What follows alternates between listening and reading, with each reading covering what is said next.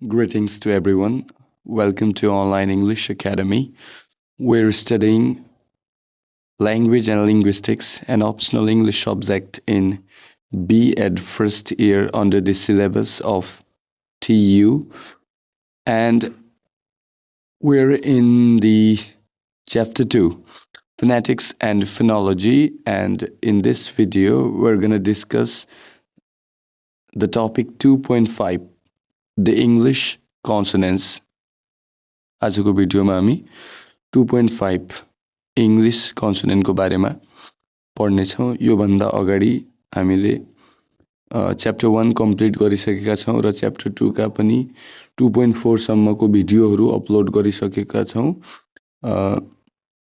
त्यो भिडियोहरू तपाईहरुले हेर्नु भएको छैन भने तपाईहरु सजिलैसँग यो च्यानलको प्लेलिस्टहरुमा भिजिट गरेर ल्याङ्ग्वेज एन्ड लिङ्ग्विस्टिक्स नामको एउटा प्लेलिस्ट भेटाउनु हुनेछ। त्यो प्लेलिस्टमा सबै भिडियोहरू अभाइलेबल छ, यहाँले सजिलैसँग हेर्न सक्नुहुनेछ। And this video is also divided in this topic is also divided into two parts, part 1 and part 2। हामी पार्ट 2 लाई केही समयपछि नै अपलोड गर्नेछौँ। अहिले पार्ट 1 मा हामी इङ्ग्लिस कन्सोनेन्टको बारेमा जानकारी लिनेछौँ। इन्भेन्ट्री अफ इङ्ग्लिस कन्सोनेन्टको इन्भेन्ट्री को बारेमा पढ्नेछौँ र फोर्टिस एन्ड लेनिस 2.5.2 टपिक पनि डिस्कस गर्नेछौँ। Now let's get started. Okay, हामीले योभन्दा अगाडि 20 वटा भावेल साउन्डको बारेमा पढिसकेका छौँ। तपाईले त्यो भिडियोहरू हेर्नु भएको छैन भने त्यो हेरिहाल्नु होला, नत्र यो बुझ्न हामीलाई गाह्रो हुन्छ। सबै भिडियो सिरियली तपाईले हेरेको हुनुपर्छ अगाडिको, किनकि पछाडिको कुरा नै दोस्रो चोटि रिपिट भइरहेको हुन्छ र त्यो पनि यदि तपाईले अगाडि बुझिसक्नु भएको छ भने सजिलो हुन्छ, नत्र भने यहाँ बुझ्न अलि गाह्रो हुने गर्दछ। इङ्ग्लिस साउन्डहरूलाई दुई भागमा बाँडिएको छ, कन्सोनेन्ट साउन्ड र भावेल साउन्ड। भावेल साउन्ड्सहरू हामीले पढिसकेका छौँ, जुन चाहिँ 20 वटा हुन्छन् र कन्सोनेन्ट साउन्ड्सहरू 24 वटा हुन्छन्। त्यो आज हामी पढ्नेवाला छौँ। यसरी अल टुगेदर इङ्ग्लिसमा 44 वटा साउन्ड्सहरू हुन्छन्। ओके, ल कन्सोनेन्ट साउन्ड भनेको के हो यो बुझौँ। कन्सोनेन्ट साउन्ड भनेको त्यस्तो साउन्ड हो जुन प्रोड्युस गर्दा जुन एयर फ्लो हुन्छ यसमा ब्लकेज आउँछ। यो कुरालाई म तपाईलाई अलिकति प्रस्ट्याउन चाहन्छु यहाँनिर। जस्तै भावेल साउन्ड, जस्तै अ, आ, इ भनेका भावेल साउन्डहरू हुन्। इ प्रोड्युस गर्दा यो लङ्सबाट जुन हावा आउँछ, विन्ड पाइप हुँदै मुखको बाहिरसम्म जुन हावा आउँछ यी साउन्डहरू प्रोड्युस गर्दाखेरि, यो एयर फ्लोमा कुनै रोकथाम हुँदैन। कुन साउन्डहरू प्रोड्युस गर्दा? Vowel sound. जस्तै आ भन्यो, कहीँनिर हावा रोकिएको छैन, फ्रीली एउटा हावा आएको छ। हेर्नुहोस् त, लङबाट आ भन्दाखेरि पुरा फ्री हिसाबमा हावा बाहिर निस्कियो। इ भन्दा पनि त्यही भयो, सेम पोजिसन मेन्टेन भएको छ स्पिच organ। बीचमा तपाईको कुनै अङ्ग पनि दायाँ बायाँ भएको छैन यो साउन्ड प्रोड्युस। जस्तै इ भन्ने बेला कुनै पनि अङ्ग दायाँ बायाँ भएन। यही ठाउँमा हामी अर्को साउन्ड भन्यो एउटा प भनौँ त। प भन्ने बेला के भयो? हावा रोकियो। कसरी रोकियो? दुईटा ओठ एक आपसमा जोडियो, ब्लक भयो यहाँनिर। प यसरी प्रोड्युस भयो। अनि त्यस्तै ह भन्नुस् त, यो जिब्रो उछिटिएर माथिल्लो दाँतको पछाडिपट्टि छोइयो। थ बल्ल थ साउन्ड प्रोड्युस भयो। यी साउन्डहरूलाई नै कन्सोनेन्ट साउन्ड भनिन्छ। त्यस्ता साउन्ड जुन साउन्ड प्रोड्युस हुने बेला एयर फ्लो चाहिँ रोकिन्छ। जुन लङ्सबाट निस्किने हावा छ त्यो हावा मुखबाट बाहिर आउनुभन्दा पहिला रोकिन्छ, ब्लक हुन्छ। त्यो ब्लकेज कम्प्लिट पनि हुन सक्छ र पार्शियल भनेको अलिकति पनि हुन सक्छ। त्यो ब्लकेज लिप्स ओठहरूमा हुन सक्छ, दाँतहरूमा हुन सक्छ, अथवा टङ जिब्रोमा हुन सक्छ। अब हेरौँ यता। Consonant sounds are the speech sounds that are produced when the air flow from the lungs is partially or completely blocked by the lips, teeth or tongue.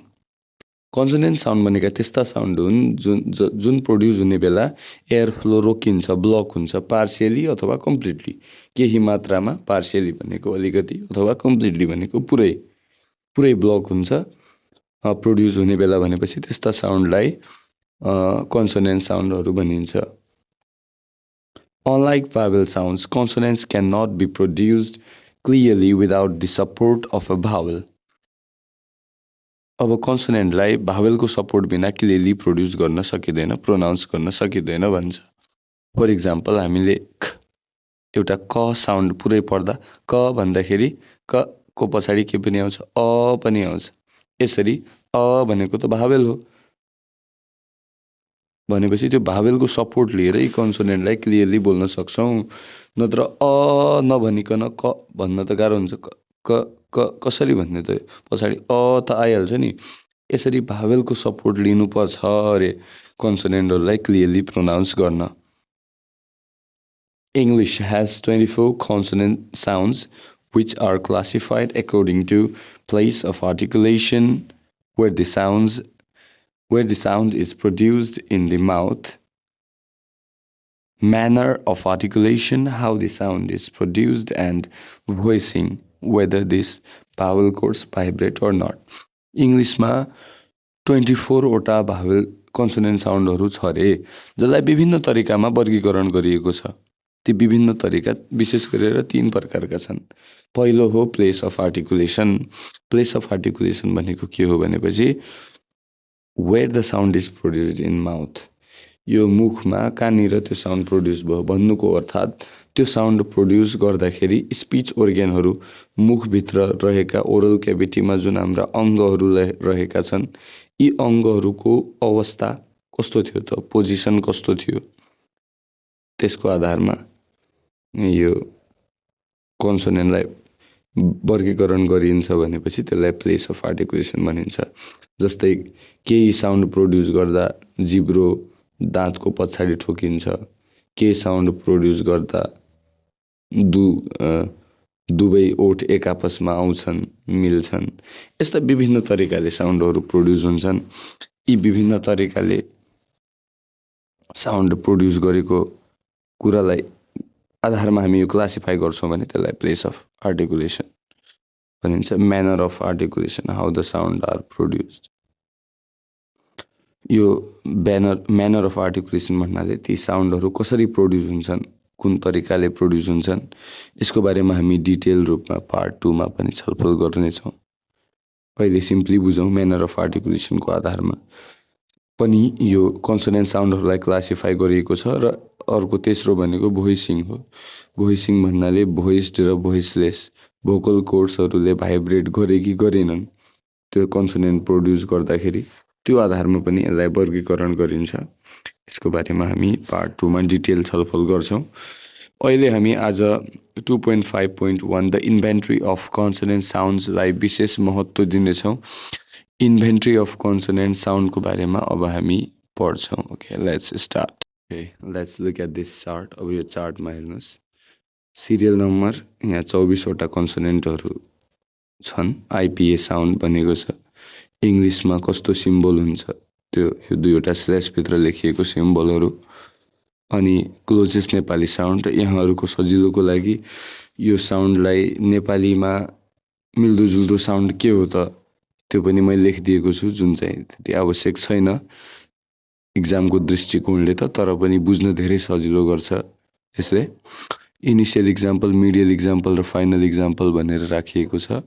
Initial example भन्नाले त्यो साउन्ड सुरुमा आएको, medial भन्नाले बिचमा आउने example, बिचमा त्यो sound आउने इक्जाम्पल, र फाइनल भन्नाले अन्त्यमा त्यो साउन्ड आउने वर्डहरू। Okay, now let's start with the first one. यो साउन्डलाई प साउन्ड भन्छौँ। 2वटा स्ल्यासभित्र पी लेखिएको छ र यसलाई अलि यो प साउन्ड सुरुमा आउँछ भने यसलाई फ भनिन्छ। यसलाई हामी एस्पिरेसन भन्छौँ। अलिकति फोर्स दिएर साउन्ड प्रोड्युस गर्छौँ। फ as in fan, fan, happy, happy and map. यो 3वटा वर्डहरूमा हेर्नुहोस्, प साउन्डलाई हेर्नुहोस्, नोटिस गर्नुहोस्। सुरुको पेन भन्ने वर्डमा सुरुमा प साउन्ड आएको छ, त्यस्तै ह्याप्पीमा बिचमा आएको छ प, अनि म्यापमा अन्त्यमा प साउन्ड आएको छ। Okay, let's look at number 2। त्यसपछि नम्बर 2 मा हेर्नुहोस् ब एज इन ब्याट, रब र ग्र्याब। तेस्रो 3 नम्बर ट साउन्ड, ट। यहाँ त पनि लेखेको छ तर त भन्दा पनि यसलाई ट नै भनिन्छ। कुनै एक्सेन्टहरूमा इङ्ग्लिसको कुनै भेराइटी जस्तै साउथ अफ्रिकनहरूले बोल्दाखेरि यो टप भन्नु पर्यो भने उनीहरू टप भन्छन्, अथवा टाइम भन्नु पर्यो भने टाइम भन्छन्। त्यो फरक कुरा हो, तर यहाँ स्ट्यान्डर्ड इङ्ग्लिसमा त भन्ने साउन्ड हुँदैन, ट भनेर पढिन्छ। As in top, butter and cat, यो ट साउन्ड। नेक्स्ट वान ड, यहाँ द पनि लेखेको छ, सरी फर दिस, यहाँ द नहुनु पर्ने, ड नै हो यो originally. As in dog, ladder, bad, dog, ladder, bad. Okay, ड साउन्ड। अनि क, नेक्स्ट साउन्ड क, 5th number. As in cat, ticket, back. यो क साउन्डलाई पनि कति बेला ख भनेर पढिन्छ, जसलाई एस्पिरेसन भन्छौँ हामी। As in cat, cat. त्यस्तै गरी टिकेट, सीके, सी अथवा के जस्ता लेटरहरूले यो साउन्ड प्रोड्युस हुन्छ। र अन्त्यमा आउँदाखेरि ब्याक। ओके, नेक्स्ट वान ग as in go, tiger, bag, go, tiger, bag, ग साउन्ड। अनि अर्को छ हाम्रो च sound. As in chip, teacher, match. Okay, next sound ज। अब 3वटा ज हुन्छ इङ्ग्लिसमा। अहिले 2वटा, एकछिनपछि अझ 2वटा ज अरू पढ्छौँ। 3टै हुन त ज नै हो, तर प्रोनाउन्स गर्ने तरिका अलिक फरक हुन्छ 3वटैको। यो स्ट्रङ ज भनेको छ, अलिकति स्ट्रङ भन्नाले यो ज प्रोड्युस गर्दा हाम्रो जिब्रो चाहिँ दाँतको पछाडिपट्टि प्यालेटमा ठोक्किन्छ, मजाले ठोक्किन्छ। लाइक इन ज्याम, अजार र ब्रिज। यसरी यो ज साउन्ड। जस्तै ज्याम भन्दाखेरि सुरुमा ज साउन्ड जुन आयो, अनि अजार भन्दा बिचमा आउँछ ज, अनि ब्रिज भन्दा लास्टमा ज साउन्ड हुन्छ। ओके, नेक्स्ट फ साउन्ड। यसलाई फ भन्दैनौँ है इङ्ग्लिसमा, नेपालीमा फ भन्छौँ हामी, तर इङ्ग्लिसमा फ। सुरुमै अलि एयर रिलिज हुन्छ लिप्सहरूबाट, त्यसपछि यो साउन्ड प्रोड्युस हुन्छ। As in fish. अब हामीहरूले यसलाई फिस भन्छौँ, यसलाई फिस भनेर प्रोनाउन्स गरिँदैन, यसको एक्चुअल प्रोनाउन्सिएसन फिस यसो हुन्छ। ओके, त्यसै गरी कफी अनि लिफ। ओके, नेक्स्ट वान भ साउन्ड। एज इन भ्यानमा भ, even, love, van, even and love, यो भ साउन्ड भइहाल्यो। त्यसै गरी थ साउन्ड, यसलाई पनि नेपालीमा थ भन्छौँ, तर इङ्ग्लिसमा अलि सफ्ट रूपमा बोलिन्छ। जस्तै थाली भनिएको छ, नेपाली एउटा थ यो तरिकाले बोल्छौँ। As in think, author and bath। Okay, next यो द साउन्ड हो, यहाँनिर द भएको छ, पार्डन फर दिस, यहाँ द लेख्नु होला तपाईँहरू। यो द साउन्ड हो। एज इन this, यसरी प्रोड्युस हुन्छ यो इङ्ग्लिसमा द भनिँदैन this mother यसरी प्रोड्युस हुन्छ एन्ड with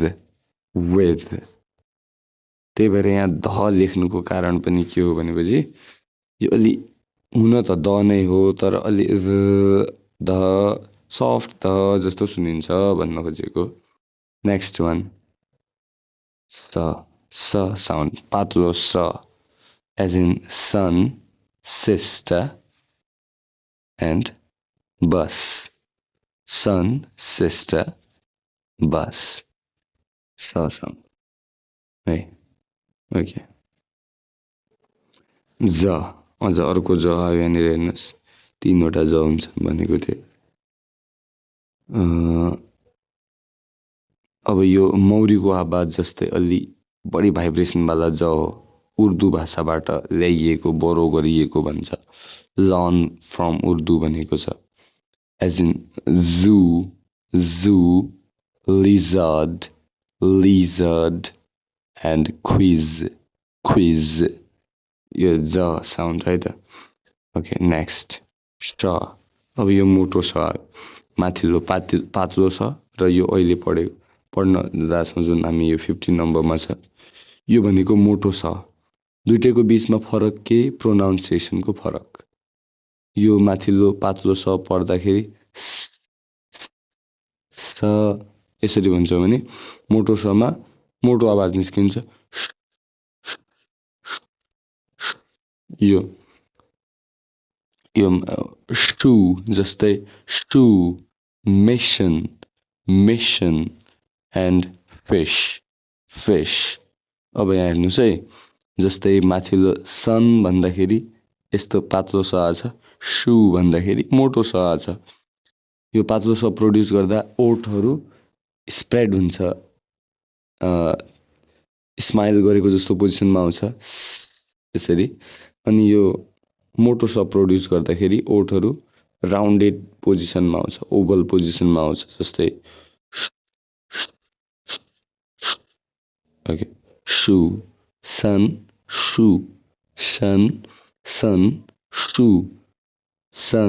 शू यो प्रोनाउन्सिएसनलाई यो डिफ्रेन्सलाई बुझ्नु होला स र स को बीचमा पातलो स र मोटो स को बीचमा ओके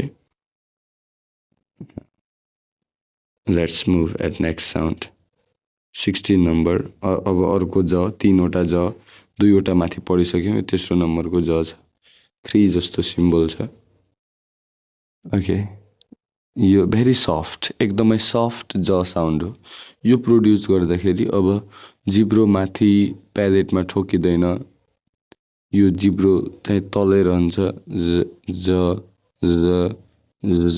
यो तरिकाले प्रोड्युस हुन्छ like in genre measure badge okay next sound 17 number sound हो यो as in hat a head अनि उहु भन्ने यो वर्ड अब यो यसको मिनिङ के पनि होइन यो एउटा इन्टरजेक्सन वर्ड हो रेयर भनेको छ आरे यो रेयर ब्र्याकेट भित्र जुन छ रेयर भन्नुको अर्थ यो साउन्ड त्यति धेरै वर्डको लास्टमा आउँदैन वर्डको एन्डमा विशेष कम आउँछ सुरु र बीचमै बढी आउने गर्दछ त्यही भएर यसलाई वर्ड फाइनलमा रेयर भनिएको हो 18 म साउन्ड है as in man summer home home यो म साउन्ड सुरुमा पनि आउँछ बीचमा पनि आउँछ र अन्त्यमा पनि आउँछ न sound net sunny and run ड साउन्ड है अर्को सरी ङ साउन्ड ङ त वर्ड इनिसियलमा आउँदैन ङबाट वर्ड सुरु हुँदैन त्यही भएर यहाँ ङ राखिएको छैन, सुरुमा ड्यास छोडिदिएको छ। यो छोड्नुको अर्थ शब्दको सुरुवातमा ङ हुँदैन। अर्को सिङ्ग, सिङ्ग, यहाँ ङ साउन्ड आएको छ। अनि सिङ, सिङ, यहाँ पनि ङ साउन्ड आएको छ। धेरै अन्य वर्डहरू पनि हुन्छन्, जस्तै किङ, रिङ, थिङ। तपाईँहरू पनि यस्ता वर्डहरू आफै लेख्ने प्रयास गर्नुहोला, हरेक साउन्डको लागि, ङको लागि मात्रै होइन, हरेक साउन्डको लागि। ओके, सिमिलरली नेक्स्ट वान ल, यो एललाई स्ल्यासभित्र लेखिएको ल पढ्छौँ। लिप, जस्तै बलुन, फेल, सरी फल रहेछ। लिप, बलुन, फल। ओके, नेक्स्ट वान र साउन्ड 22 र,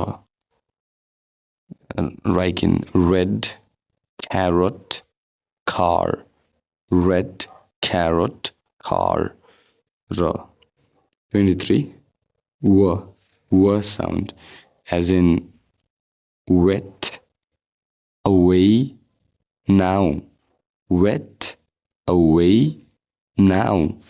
Okay, and 24 last, ya sound, as in yes, lawyer, toy, yes, lawyer, toy. Okay, these are the 24 consonant sounds. यिनै हुनै 24 वटा consonant साउन्डहरू, यो तपाईले बुझ्नु पर्यो। क ख का साउन्डहरू हुन्। अ आ का साउन्डलाई भावल भन्छौँ भने क ख का साउन्डहरूलाई कन्सोनेन्ट भन्छौँ। ओके, ल अब इन्भेन्ट्री अफ कन्सोनेन्ट साउन्ड सकायौँ हामीले।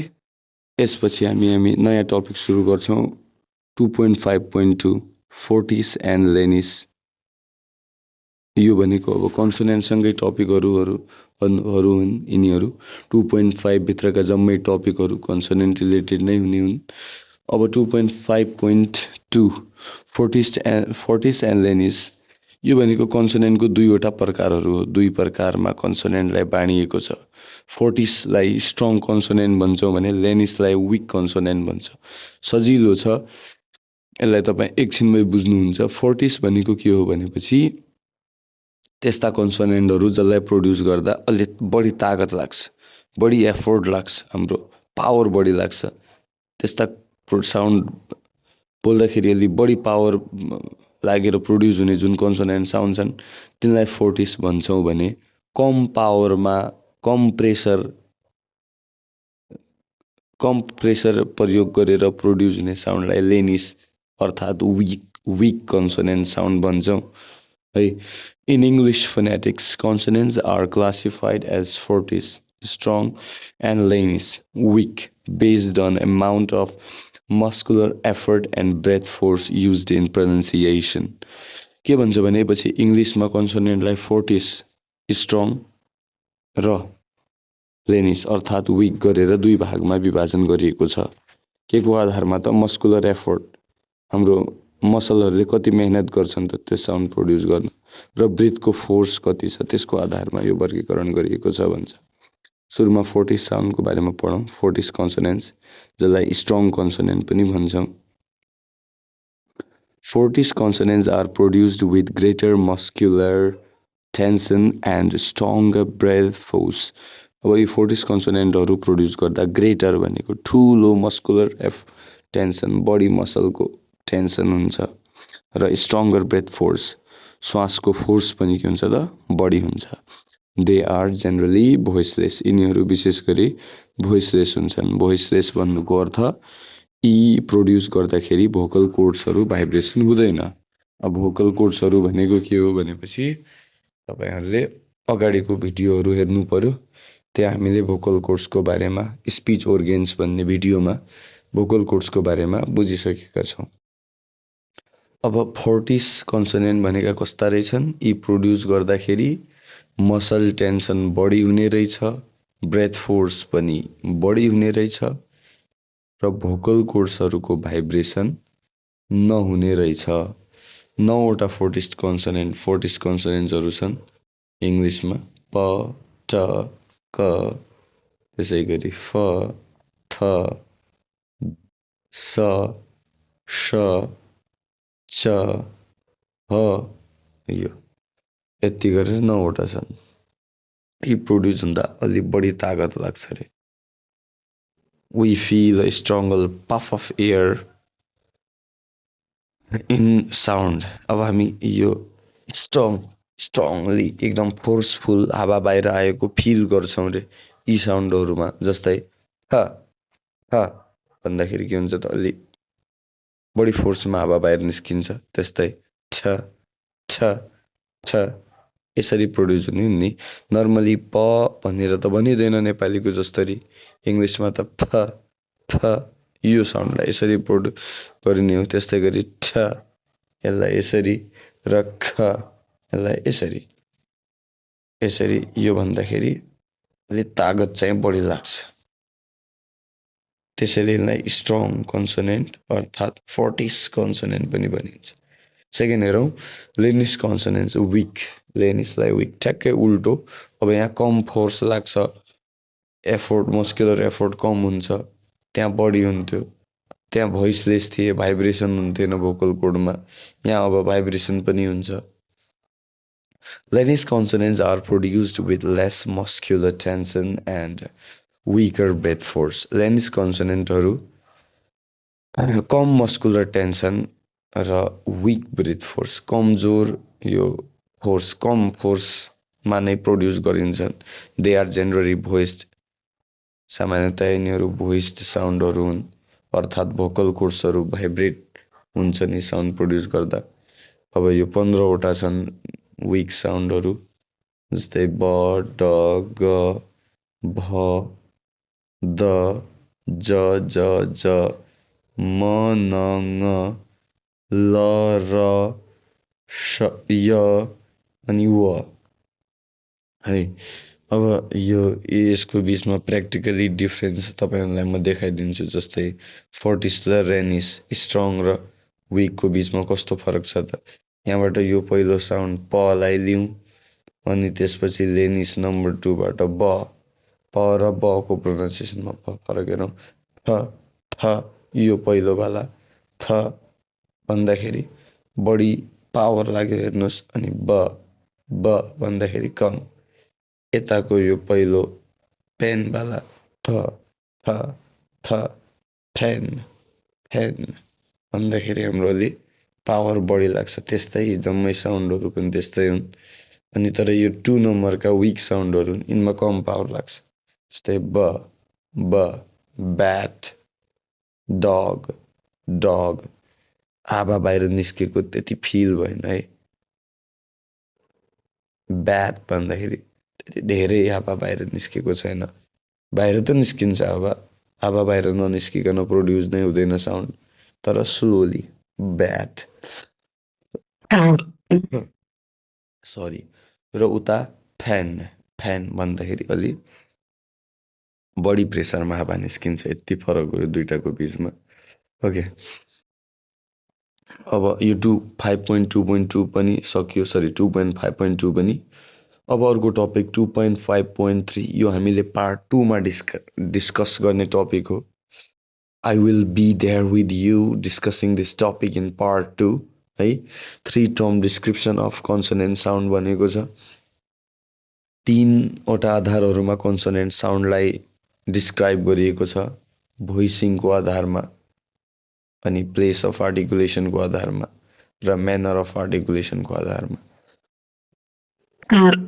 सरी, यसको बारेमा हामी पार्ट 2 मा डिटेलमा छलफल गर्छौँ।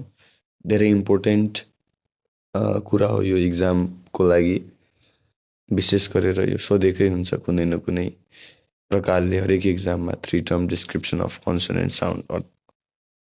Okay, this much for today's video. We will meet again in part 2 of consonant sound. Till then, stay safe, have a wonderful learning.